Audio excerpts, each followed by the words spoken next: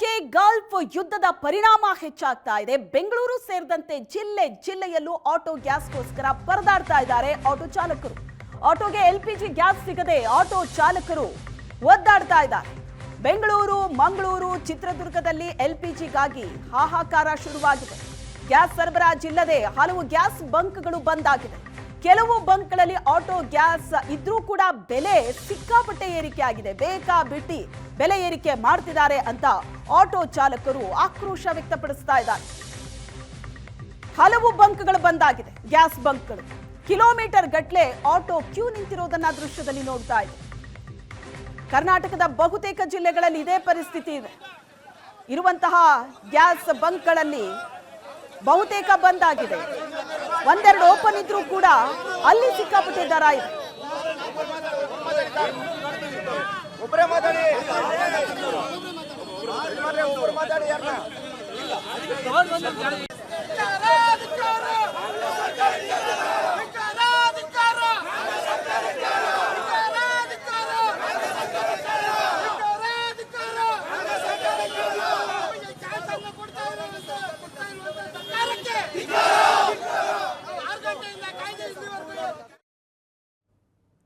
ಯುದ್ಧದ ಎಫೆಕ್ಟ್ ಚಿತ್ರದುರ್ಗದಲ್ಲಿ auto gas ಸಿಗ್ತಾ ಇಲ್ಲ. ಪರದಾಡ್ತಾ ಇದ್ದಾರೆ ಆಟೋ ಚಾಲಕರು. ಯುದ್ಧದ ಎಫೆಕ್ಟ್ ಇದು. ಬಹುತೇಕ ಆಟೋ ಗ್ಯಾಸ್ ಸಿಗುವಂತ ಬಂಕ್ಗಳು ಕ್ಲೋಸ್ ಆಗಿದೆ. ನೋ ಸ್ಟಾಕ್ ಅಂತ ಬೋರ್ಡ್ ಹಾಕಿದ್ದಾರೆ. ಮತ್ತೊಂದು ಕಡೆ ಬೆಲೆ ಏರಿಕೆಯ ಬಿಸಿ ಕೂಡ ತಡ್ತಾ ಇದೆ. 5 ಎಲ್ಪಿಜಿ ಗ್ಯಾಸ್ ಬಂಕ್ಗಳಲ್ಲಿ 4 ಬಂದ್ ಆಗಿದೆ ಚಿತ್ರದುರ್ಗದಲ್ಲಿ. ಒಂದು ಓಪನ್ ಇದೆ, ಅಲ್ಲೂ ಬೆಲೆ ಏರಿಕೆ. ಏಷ್ಯಾನೆಟ್ ಸುವರ್ಣ ನ್ಯೂಸ್ ಎದುರು ಆಟೋ ಚಾಲಕರು ತಮ್ಮ ಅಳಲನ್ನ ತೋಡ್ಕೊಂಡಿದ್ದಾರೆ. ಆಟೋವನ್ನೇ ನಂಬಿಕೊಂಡು ಜೀವನ ಮಾಡ್ತಾ ಇದ್ದೀವಿ. ಗ್ಯಾಸ್ ಬೆಲೆನೇ ಇಷ್ಟು ಜಾಸ್ತಿ ಆದ್ರೆ ನಾವು ಆಟೋ ಓಡಿಸಿದ್ರು ಏನ್ ಲಾಭ ಸಿಗುತ್ತೆ, ಏನ್ ಜೀವನ ನಡೆಸೋದು ಅಂತ ಪ್ರಶ್ನೆ ಮಾಡ್ತಿದ್ದಾರೆ ಆಟೋ ಚಾಲಕರು.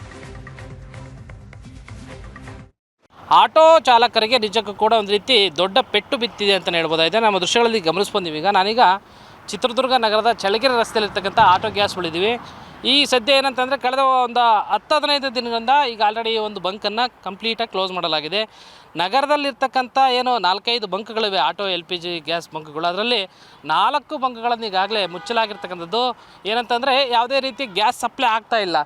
ಇರ್ತಕ್ಕಂಥ ಒಂದೇ ಒಂದು ಗ್ಯಾಸಲ್ಲಿ ಈಗ ಸದ್ಯ ಏನಂತಂದರೆ ದುಬಾರಿ ಬೆಲೆ ಇರ್ತಕ್ಕಂಥದ್ದು. ಅದರಲ್ಲೂ ಕೂಡ ದಿನದಿಂದ ದಿನಕ್ಕೆ ಒಂದು ರೀತಿ ಗಗನಕ್ಕೇರ್ತಾ ಇದೆ. ಇದರಿಂದಾಗಿ ಆಟೋ ಚಾಲಕರಲ್ಲಿ ನಿಜಕ್ಕೂ ಕೂಡ ಅವತ್ತಿಂದ ದಿನದ ಕೂಲಿಯನ್ನು ನಂಬಿಕೊಂಡು ಜೀವನ ಮಾಡ್ತಕ್ಕಂಥ ಆಟೋ ಚಾಲಕರು ಇವತ್ತು ಕಣ್ಣೀರಲ್ಲಿ ಕೈ ತೊಳಿತಾ ಇದ್ದಾರೆ ಅಂತ ಹೇಳ್ಬೋದು. ಸಾಕಷ್ಟು ಸಂಖ್ಯೆಯಲ್ಲಿ ಬೆಳಗ್ಗೆಯಿಂದನೂ ಕೂಡ ಈ ಒಂದು ಆಟೋ ಇವತ್ತಲ್ಲ ನಾಳೆ ಓಪನ್ ಆಗುತ್ತೆ ಆಟೋ ಗ್ಯಾಸು, ನಮಗೆ ಆಟೋ ಗ್ಯಾಸಿಂದ ಒಂದು ವ್ಯವಸ್ಥೆ ಸಿಗುತ್ತೆ ಅಂತಕ್ಕಂಥ ಒಂದು ನಂಬಿಕೆಯಲ್ಲಿ ಆಟೋ ಚಾಲಕರು ಬರ್ತಾ ಇದ್ದಾರೆ. ಆದರೆ ಅವರಿಗೆ ನಿಜಕ್ಕೂ ಕೂಡ ಸಂಕಷ್ಟ ಎದುರಾಗ್ತಾ ಇದೆ. ಏನಂತಂದರೆ ಇಲ್ಲಿ ತನಕನೂ ಕೂಡ ಸರಿಯಾಗಿ ಸಪ್ಲೈ ಸಿಗ್ತಿಲ್ಲ. ಒಂದು ಕಡೆ ದುಬಾರಿ ರೇಟ್ ಆಗ್ತಾ ಇದೆ. ಯಾವ ರೀತಿ ಜೀವನ ಮಾಡಬೇಕು ಅಂತಕ್ಕಂಥದ್ದು ಅವರ ಯಕ್ಷ ಪ್ರಶ್ನೆ ಆಗಿದೆ. ನೇರವಾಗಿ ನಾನು ಆಟೋ ಚಾಲಕರ ಹತ್ರ ಕೇಳ್ತೀನಿ. ಭರ್ತಿ ಕಷ್ಟ ಆಗ್ತಾ ಇದೆ ಸರ್. ಈಗ 54 ರೂಪಾಯಿ ಇರೋದು ಆಲ್ರೆಡಿ ಯುದ್ಧ ಅಂತಂದು ಸ್ಟಾರ್ಟ್ ಆದಾಗ್ಲಿಂತ ಗಗನಕ್ಕೆ ಏರ್ತಾನೆ ಐತಿ. ಆದ್ರೂ ನಮ್ಮ ಸಮಸ್ಯೆಗಳು ಅನ್ಕರಿ ಜನಗಳಿಗೆ ನಾವು 30 ರೂಪಾಯಿ ಮಿನಿಮಮ್ ಇರೋದು. ನಾವು 30 ರೂಪಾಯಿ ಮೇಲೆ ಜಾಸ್ತಿ ಕೇಳಂಗೆ ಇಲ್ಲ. ಇಲ್ಲಿ ನೋಡಿದರೆ ಗ್ಯಾಸ್ ರೇಟ್ ಜಾಸ್ತಿ ಆಗ್ತಾನೆ ಐತಿ. ಜನಗಳಿಗೆ ನಾವು ತೊಂದರೆ ಮಾಡ್ತಾ ಇಲ್ಲ. ಆದ್ರೂ ನಾವು ಎಷ್ಟೇ ಕಷ್ಟ ಆದ್ರೂ ನಾವು ಜಾಸ್ತಿ ಆದ್ರೂ ತುಂಬಿಸ್ಕೊಂಡು ಹೊಡಿತಾ ಇದ್ದೇವೆ. ಹಿಂಗೆ ಬಂದ್ ಆಗ್ತಾ ಇರೋದ್ರಿಂದ ನಮಗೂ ಸಮಸ್ಯೆ ಆಗ್ತಾ ಇದೆ. ಅವತ್ತೇ ನಾವು ದುಡ್ಕೊಂಡು ತಿನ್ನೋರು. ನಾವೇನು ಕೋಟ್ಯಾಧಿಪತಿ ಇಲ್ಲ.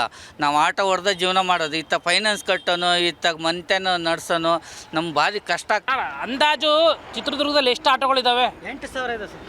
7-8 ಸಾವಿರ ಆಟೋ ಇದಾವೆ ಸರ್. ಎಷ್ಟು ಸಮಸ್ಯೆ ಆಗ್ತೈತೆ ಈಗ? ಸಮಸ್ಯೆ ಭಾಳ ಆಗಿದೆ ಸರ್. ನಿಮಗೆ ಯಾವ ರೀತಿ ಸಮಸ್ಯೆ ಆಗ್ತೈತೆ? ನಮಗೆ ಗ್ಯಾಸ್ ಸಿಗ್ತಾ ಇಲ್ಲಲ್ಲ, ಅದರಿಂದನೇ ಸಮಸ್ಯೆ ಸರ್.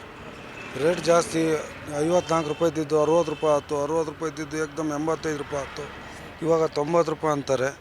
ಆದ್ರೂ ನಮಗೆ ಗ್ಯಾಸ್ ಸಪ್ಲೈ ಸರಿ ಇಲ್ಲ ಸರ್. ನಮ್ಮ ಆಟ ಕಡೆ ಸ್ವಲ್ಪ ಗಮನ ಕೊಡಬೇಕು, ರೇಟ್ ಇಳಿಸ್ಬೇಕು. ಈಗ 50-60 ಇದ್ದರೆ ಓಕೆ. ಈಗ ಏಕಾಏಕಿ 20 ರೂಪಾಯಿ, 30 ರೂಪಾಯಿ, 40 ರೂಪಾಯಿ ಗಟ್ಟಲೆ ಹೆಚ್ಚಿಗೆ ಆಗ್ತಾ ಇದೆ. ನಿಮಗೆ ಎಷ್ಟು ಅದರಿಂದ ಹೊರೆ ಆಗ್ತೈತೆ? ಭಾಳ ತೊಂದರೆ ಆಗ್ತೈತೆ ಸರ್, ಭಾಳ.